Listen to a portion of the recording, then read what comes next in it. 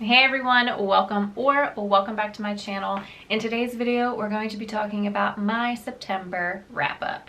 So for the month of September, I went through a total of 11 audiobooks and I had one DNF. It was a pretty solid reading month.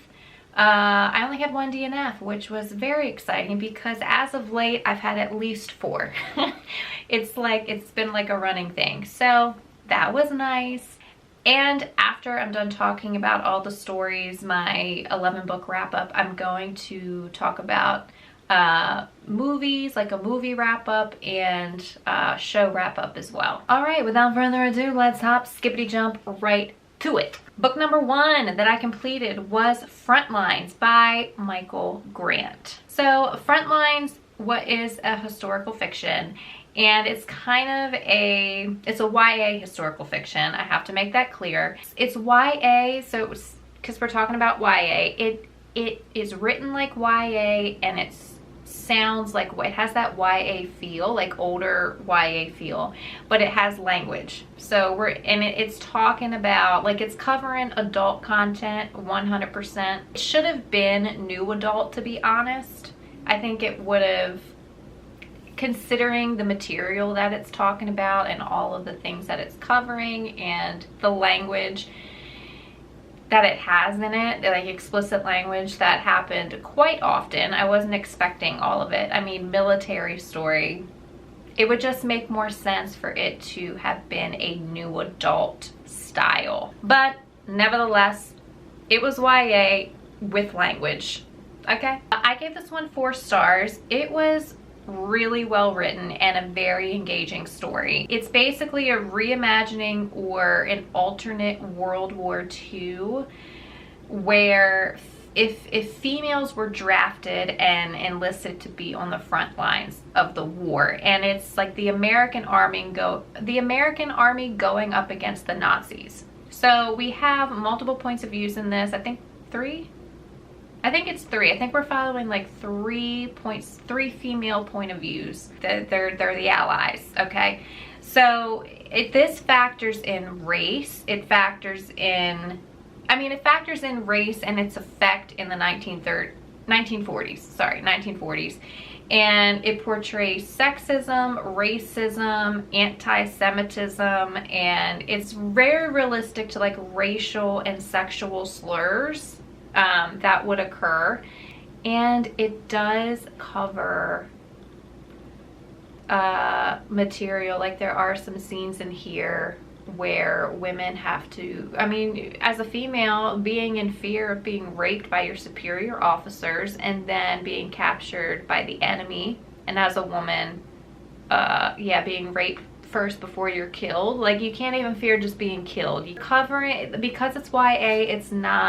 It doesn't go into detail. It's not explicit or graphic. We're not getting like in depth into all that, but it does cover that. And it did make me wonder, because I didn't know, when females were able to enlist in the military.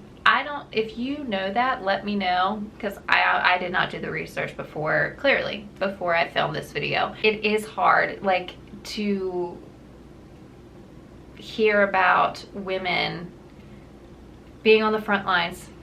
I mean, this title, being involved seriously in the way that they're involved in the war and in the battle. I gave it 4 stars. Super engaging, very well written.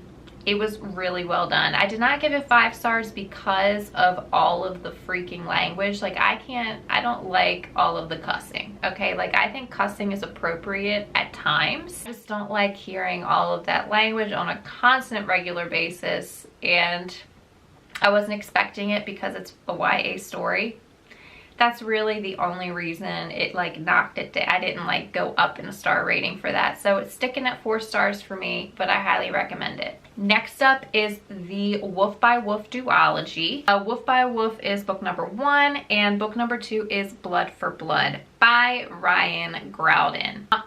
As a whole, for the duology itself, I'm giving it 5 stars. Yes, this was fantastic. For book number 1 I gave 5 stars for book number 1. For book number 2, Blood for Blood, I gave it, I think, 4.5. I don't remember, 4 or 4.5. Let's talk about book number 1. This is a fantasy historical fiction, World War II. This was so unique. The fantasy part of this was so unique. Ugh, I have to talk about it. All right, so for this one, it says her story begins on a train. The year is 1956, and the Axis powers of the Third Reich and Imperial Japan rule. To commemorate their great victory, Hitler and Emperor Hirohito host the Axis Tour, an annual motorcycle race across their conjoined continents. The victor is awarded an audience with the highly reclusive Adolf Hitler at the Victor's Ball in Tokyo.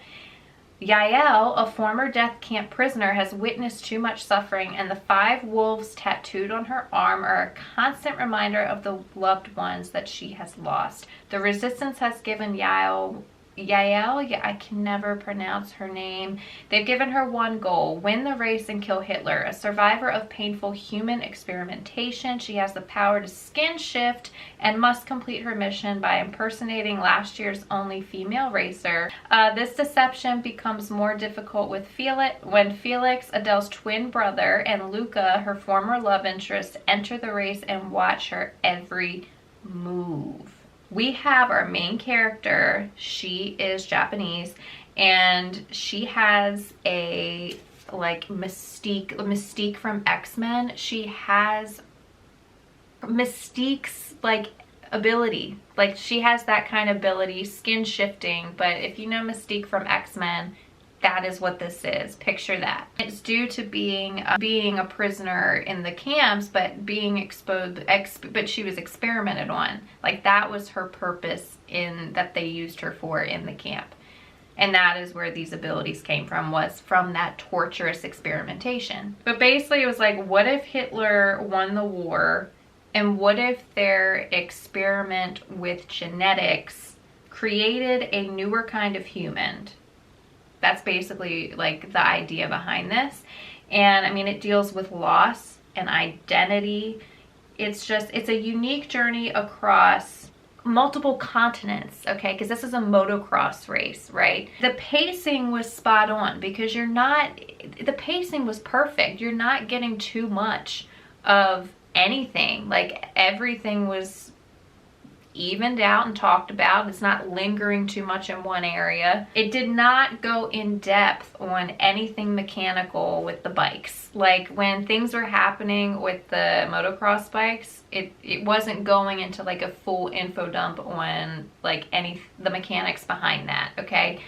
Like little bit, but like you don't have to know about motocross to read this story. And it gave like just enough of a taste of every location that they were in, like, because this is across continents, right, that they're doing this race for the racing portion of this story.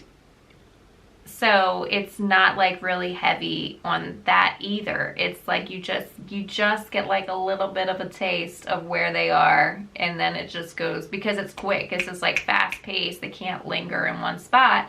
So it was really well even paced. It was perfect.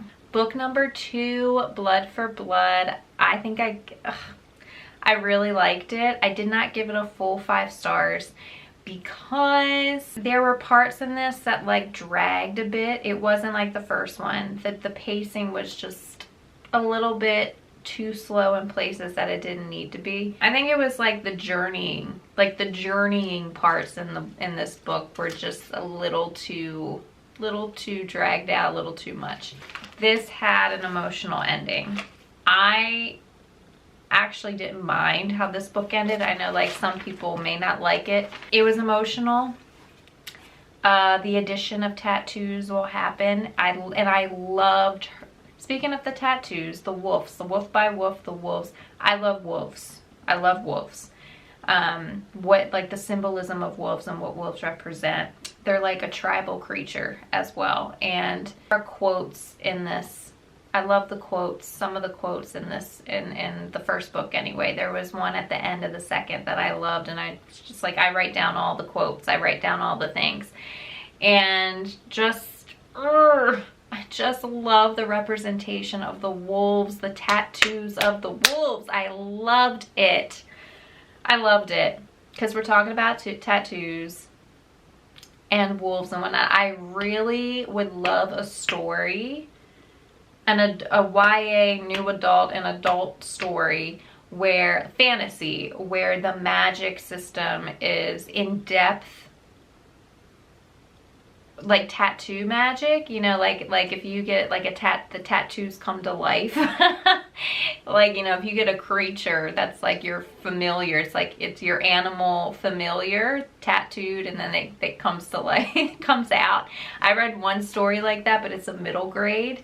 Wilder Lore is the name of that one. I don't read a lot of middle grade, and eventually I'll do a whole middle grade video of the middle grades that I love and do recommend, and that would be one of them. But that was one of the things in that story where I was like, I need an adult fantasy with that magic system, because I love that. That's fantastic. Book number 4, Dead 11 by Jimmy Giuliano. This was actually a buddy read that I did with my friend Reese PC,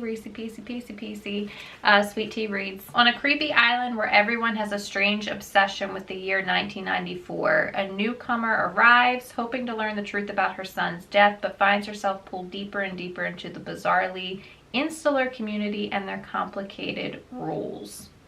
This woman's son dies. She finds Clifford Island written in his handwriting on the floor in his room, and that's how she ends up on Clifford Island. And then she disappears, and then her brother goes, who is a journalist, goes into this island to search for her, and then he gets sucked into like all of these, you know, the whole 1994, like what is happening on this island. And this was told in mixed media format as well, and this was my first mixed media format read. And so, you know, we're getting like interviews where some of the characters are doing it like they're talking in an interview format through letters, things, text messages as well, like, you know. And usually with mixed format, I think it would be like for some stories, if it's a lot, like this wasn't, it's not like the whole thing was a mixed media, I keep saying mixed format, mixed media. It wasn't a lot, but it happened enough. But I think mixed media is good to do like an immersion read, to have the physical and the audio at the same time to experience it better. But yeah, I would definitely say audio for sure for mixed media, because it gives it a whole different feel. Like I actually liked it. I was like, yeah, I like the mixed media situation that's happening. So yeah, because of that, we're in multiple perspectives, and the whole thing is in a timeline because of the disappearances and like figuring out the mystery. Because I'm not gonna say this was a horror, this was like a thriller. This is a thriller mystery type story. What did I give this? I gave this 4 stars. The only reason I didn't, because it was very engaging, it was a great story. I didn't give it 4.5 or 5 stars because I did not like the ending of this book. Some parts were not completely touched upon, and considering where the author went with this, it needs to be a Christian fiction. There are stories that, you know, like with thrillers or horrors that have to do with like spiritual warfare and spiritual elements in regards to making something demonic. And throughout this story, I was like, is this demonic? Is it a creature? Like, is it like a cryptid? Like things like that, like it's like, what is the author, like he kept going back and forth between this is it spiritual? Is it physical? Is it a monster or is it demonic? Like in my mind, I'm like, Ted Dekker, where are you? Like Ted Dekker writes stories like this. He is a Christian fiction author who writes a lot of the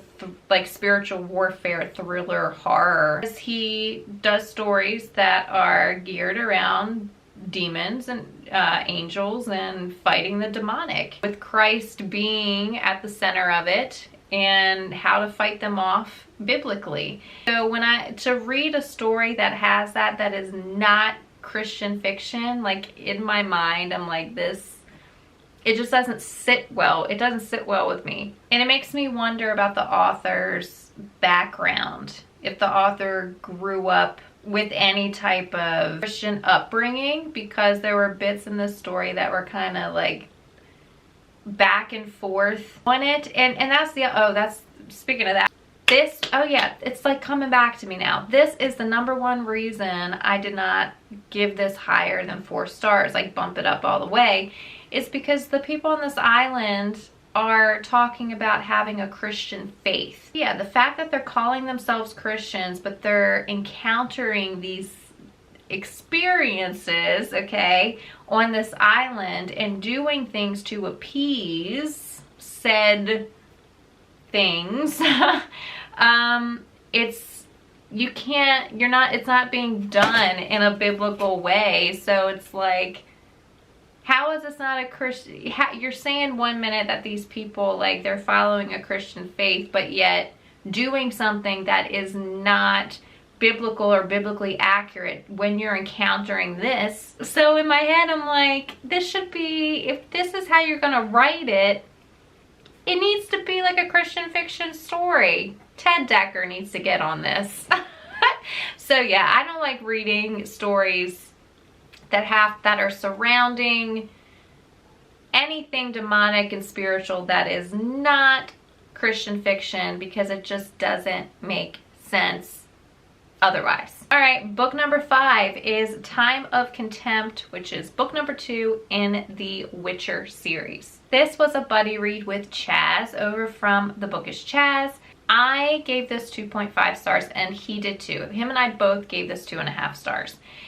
Neither one of us were digging this story, unfortunately. I actually enjoyed book 1. This one fell short because, first off, Geralt was Geralt? No. God, how do you pronounce it? Geralt. He was barely in the story. I'm like, where is he? He's barely here. Like, I wanted to actually see him as the Witcher. Like, where is he? He's not even there. It's like non-existent. He was like there for a very short period of time, not doing Witcher things. Pacing dragged. It was like endless dialogue. There was something really hilarious to me in the first chapter, at the very beginning of the first chapter and the very end of the first chapter. Like, in my head, it played out as a movie, like a comedy. It was just a comedy. It was literally comedy gold, the scene that played out in my head. One other part that I liked in this story that I thought was funny as well and like engaging, but everything else wasn't. You know, I'm only giving it 2.5 stars for the 2 things that really held, that I did like, that held it for me. But no, there was a scene in this that had to do with like an attempted rape that was stopped, and then the person that stopped it then forced herself, because it was a gender swap, onto one of our main characters, and it was made to be okay and accepted when no, it was forced. So no, it was a really cringy, really weird scene, and I was like, you can't make that okay. So no, that sealed the deal for me. I am not continuing on with this series. After that, solid pass. Up next, book number 6 that I completed was Grey Mist Fair by Francesca Zappia. This one was a buddy read with Danny from the channel Danny Dabbles. This was our first buddy read together, and her and I had a really good time. We actually did another buddy read together, so stay tuned for that. But this one I gave 3 stars, and she did too. We both gave this one 3 stars. This is a retelling of several stories from the Brothers Grimm. It was written in fairy tale form, like it was very episodic, so it was very true to the style of how fairy tales were written. A lot wasn't wrapped up. Because it was episodic, it was written in like short story form, and then all of like different perspectives and different like places, and then all the short stories are like they're supposed to like come together and to wrap everything up. There was a lot that wasn't wrapped up. And this was supposed to be like a murder mystery as well, and I was like, oh, did you remember that this what's the answer? Like, she's like, yeah, that wasn't wrapped up either. We don't even know. Like, I don't know. I don't know. If you read this and you get it, you tell me, because neither one of us knew. Our main character, the girl, which I don't remember her name, and then Dr. Death is a character in this story. I loved both. Dr. Death, like, his portion of a short story portion in this is the one that her and I both loved. And I needed more depth. I'm like, if this entire book would have been from his perspective and his story, I would have been happy. We could have just gotten rid of everybody else and focused on our main girl and him. Okay? But that's not what happened. I gave it 3 stars only because of the Dr. Death chapters. Book number 7 was Coup de Grace, or Coup de Grace. Coup de Grace. You tell me to pronounce this, because I've pronounced it in so many different ways. Coup de Grace, Coup de Grace, Coup de Grace, Coup de Grace. Whatever your English. This is book number 8 in the Firefly novels by Una McCormick. I've read all of them. I've read all of the Firefly novels, and this one was the new release. I was really excited about it. Una McCormick, I liked the last one she wrote very much. It was my favorite one. The novel that she wrote was my favorite out of all of them so far. So the fact that I got another one from her, I was like really excited about the writing style. The Firefly novels tend to be super wordy. I love these because listening to these on audiobook it's like watching another episode of Firefly in your head, okay? Putting me in another episode. Yes, please. Una McCormick does a really good thing about keeping the pacing and the wording like on point and even. Almost different because we have 2 narrators. Usually our narrator, he's the guy who has narrated all of them, and he's fantastic. He's one of the best narrators I've heard. He's a great voice actor. He has the ability to, oh my gosh, have so many different voice inflections, and he captures all of the characters. I mean, you can hear every one of our characters from the Serenity crew in his voice inflection when he impersonates them, and he's I mean, like, to a T. He really captures the essence of our crew. Storyline was also different in this because our main character is hiring Mal and our Serenity crew, our Firefly crew, to do a job that is not what they usually do. Like, usually they're merchants, they're space merchants, they move goods, okay? She wants them kind of like bounty hunters. Like, I'm not sure if this is the most coin that they've been offered, but it's pretty high up there that Mal did not turn it down, obviously, because we have a story from it, to hunt down and bring to justice the man that killed her father. I liked it. I gave it 4 stars. I did not give it higher than 4 stars because I'm not really sure what was missing, but there was something missing. I can't put my finger on it, but there was something in this that I needed that I didn't get. And it didn't really just do it for me the way a lot of the Firefly novels do, and just Firefly in general. So I liked it. It just wasn't a 5-star feeling. That's all. Book number 8 is A Traitor's Blade by Melissa Blair. This one was recommended to me by my friend Trinity from Portable Magic. I loved it. She loved it. Girl, I loved it. Fantastic. I gave it 4.5 stars. We plan on doing a buddy read of book number 2. I am just waiting, Trin, I am just waiting for that to come in. Once it comes in, I will let you know and we can jump on it. This is a new adult fantasy. We have our main character. She's working through trauma, and I think like Trinity loved this part about it as well, to see especially a main character working through just having representation of some type of disability, whether it's physical or of the mind, trauma. There is trauma in this that she has experienced, and then she has an addiction, like a drinking addiction that she's trying to kick because of the trauma. So you're following her not only through this incredible like journey of what the story is, but like her struggle. This has some spice in it, and it was more than I thought. Does not fade to black. This is a step higher than fade to black. So I just like fast forward it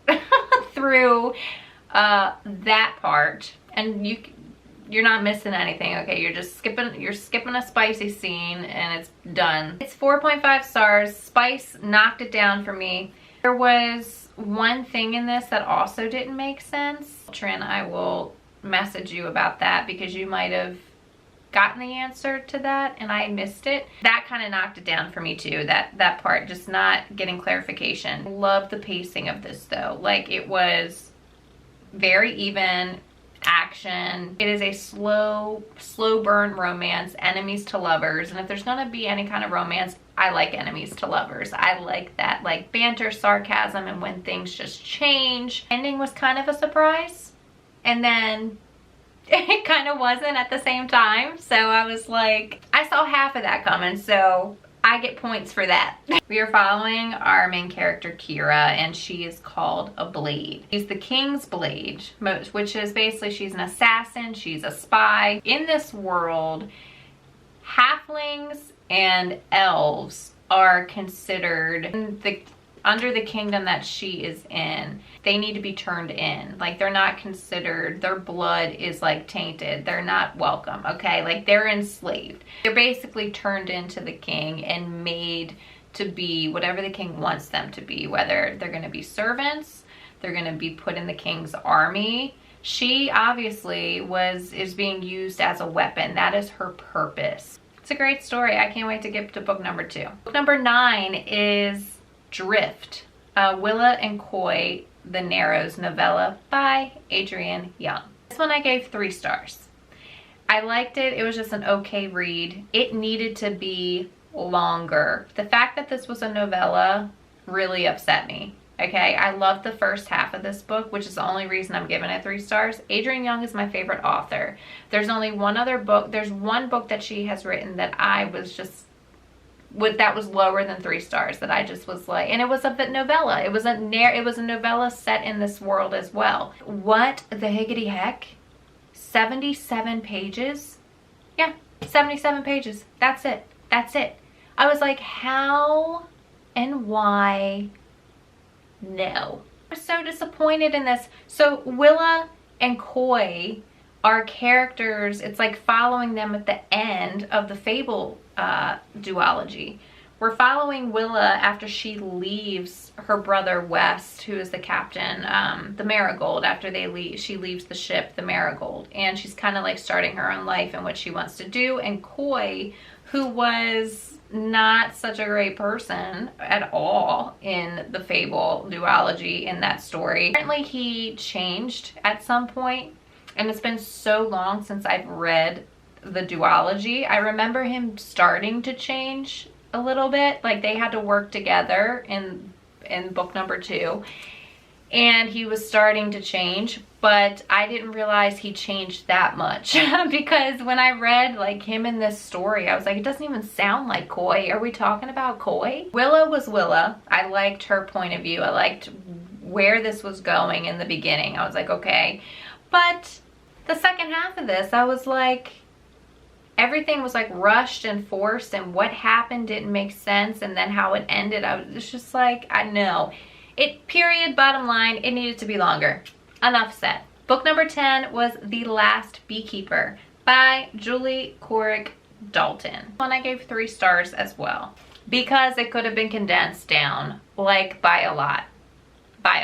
It's been more than a decade since the world has come undone, and Sasha has returned to her childhood home with one goal in mind: find the mythic researcher father, the infamous last beekeeper hid before he was incarcerated. There she is confronted with a group of squatters who have claimed the quiet, idyllic farm as their own. While she initially feels threatened, the group soon becomes her newfound family, offering what she hasn't felt since her father was security and hope. Maybe it's time to forget the family secrets buried on the farm and focus on her future. But just as she settles into her new life, she witnesses the impossible. She sees a honeybee presumed extinct.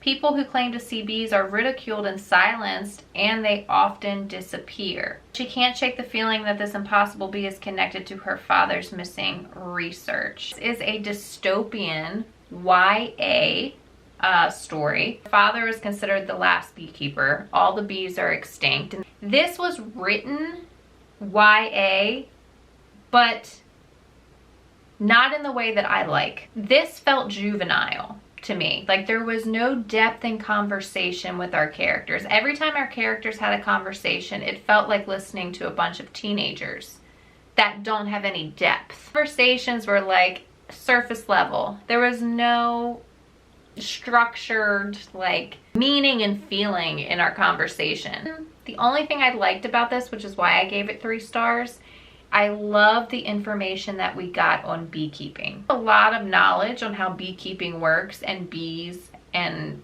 how they operate in this story. I loved how the bees were made a part of the story. Like when the bees are talked about, they're like their own character. The research and knowledge on the beekeeping itself in the story was like the only thing I liked about it. Everything else was just flat to me.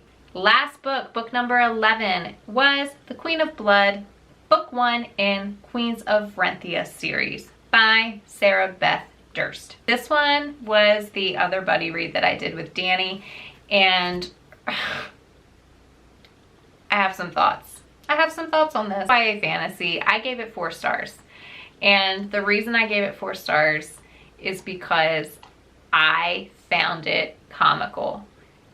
Like, the story was engaging because of the plot, and it felt like we both were listening to it on audio, and it felt like I was listening to a spoof of like play acting. It was so funny to me because it was done in a way that was hilarious, because nothing made sense when certain things happened, and it's just like so we were laughing. We had a good time with the hilarious nonsense of this story. This was not meant to be funny, just so you know. Like, this is not like some type of comedy fantasy, no. But we found it funny. I found it hilarious. Very, very plot driven, okay? I'm just gonna say that. I'm character driven and plot driven. I need bits of everything. I need world building, I need plot, and I need characters. But I need to be attached to the characters, okay? So I am more character driven with like a necessity for plot. There needs to be a balance of plot and character, like development and attachment in my stories for me to really love them. The storyline and plot are so good and engaging, but there was no character development, and I'm laughing because it was funny. It wasn't done in a way where I was like, this is awful, because I don't like stories that I can't connect to my characters, but this one was funny. Like, nothing. It was just spoofy, that's all I'm gonna say, because if I were to tell you all of the things, it would spoil it, and I don't want to do that. But Danny, you know, we have our thoughts, don't we? We have our thoughts that we recorded, so. So we have a young student and a banished warrior that become allies in a battle to save their realm. It has a spirit, the willow tree with the leaves, wind, the stream that feeds the river, but the spirits that reside within this land want to rid it all of humans. One woman stands between these malevolent spirits and the end of humankind, and that is the queen. She alone has the magical power to prevent the spirits from destroying every man, woman, and child, but queens are still just human, and no matter how strong or good, the threat of danger always looms. Malevolent spirits, the spirit of air, wind, fire, water, wood, all the elements. Our characters are living in this world where you constantly have to be on your guard and not attract the spirits because they will attack you. Each of the villages have what they call a hedge witch that makes certain like charms and things to kind of ward off and protect, but then none of those things are working anymore, and everyone is told that the queen protects them from being attacked.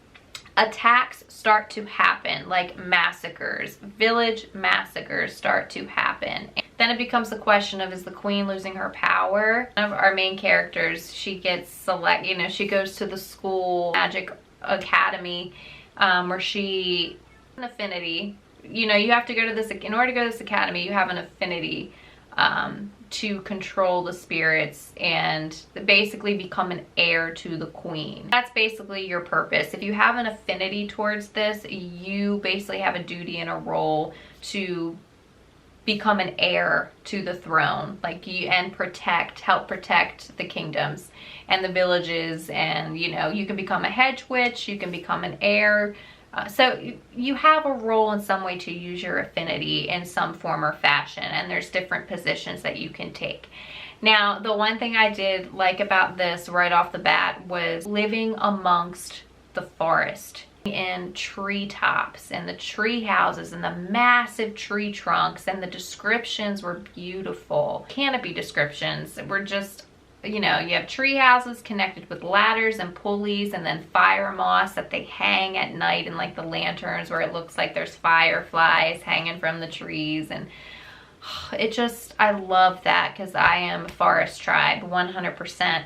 And it reminded me of just a little bit, because it was just described a little bit. It did not go super in depth like I wanted it to. This took me back to this the inheritance cycle, Aragon, and I don't remember which book in the series it was, but when we go to the elves, when he is living amongst the elves and how they live in with forest and nature and their way of life, and the descriptions.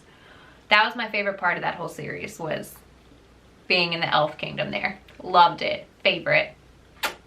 Fantastic. All right, so that is all of the books all the storybooks that I completed. So let's jump right into the shows. So because of the historical fiction novels that I did at the beginning of September, I was in a historical fiction mood, and I was like, you know what? I'm gonna watch Inglourious Basterds, which is a Quentin Tarantino film. I haven't seen this movie in a long time, and I was in the mood, obviously. Brad Pitt, his character in this movie, Out of the Apache, I was here for it. If you haven't seen this, go watch it. It's great. I needed justice, okay? I am a fan of justice. I needed some justice in my life. That was the main movie. Now on to shows. I have come across a YouTube channel called Critical Role. They are an RPG playing, gaming channel. Never came across and never heard of it before. And they just opened up a campaign called Candela Obscura.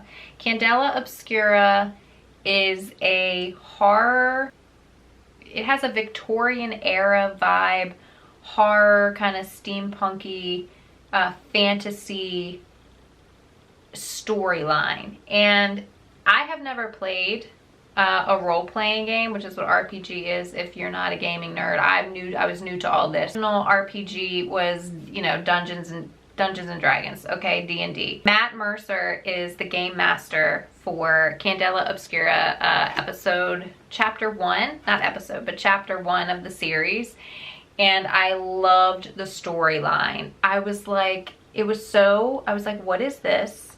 This is pretty amazing. At the beginning of each episode, it's like this narration of amazing just monologue that to set the scene for whatever the story is going to be. Our players dressed up in their characters that they're representing. And like I've said before, if you've been watching my channel, I am more thriller. I like thrillers. I don't mind horror in this format. I can handle it and take it in this format, apparently. I love the exploration of improv in this, character development and storytelling, because I am a nerd. I love stories and storytelling, and I was like, oh my god, I need to be a part of an RPG community. But I don't want to do D&D. D&D is not interested, I'm not interested in doing Dungeons and Dragons, but I would love to have an RPG family to play Candela Obscura. And another one of their worlds that they created that I've been binge watching is called Exandria Unlimited. So Candela Obscura is basically the name out of our detective agency, and as the players are basically like a secret society of detectives to take care of the supernatural forces that are causing chaos and wreaking havoc and like killing people in certain parts for certain reasons. Andrea is the fantasy world that they've created. So far I've been binge watching Exandria Unlimited, and the second season that they just came out with for Candela Obscura. So far I like Candela Obscura basically chapter 1 season 1 first, or better. I liked Matt Mercer as a game master. If any of you are gamers, have an RPG community, please let me know. Comment down below and let me know, because I want to be a part of it. If anyone is running any of the Critical Role, games, Candela Obscura or like Exandria, I would love to join that community. Because I need that in my life. I need that in my life. That was my wrap up for September for all of the audiobooks that I completed and the amazing Critical Role RPG games and movies that I watched. Comment down below. Let me know your thoughts on all of the things. And let me know what you read in September. If you have a suggestion for something that you think I'm gonna like to add to my TBR, go for it right down below. Do it. If you like this video, give me that thumbs up, and don't forget to smash that subscribe button so you do not miss out on any enjoyment for any of my upcoming bookish content. As always, happy reading, and I will see y'all in the next one. Cheers.